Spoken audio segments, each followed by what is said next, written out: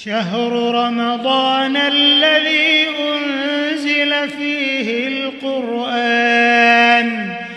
هدى للناس وبينات من الهدى والفرقان فمن شهد منكم الشهر فليصمه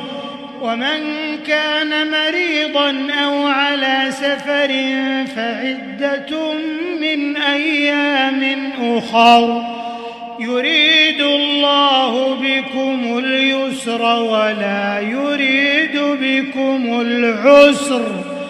ولتكملوا العدة ولتكبروا الله على ما هداكم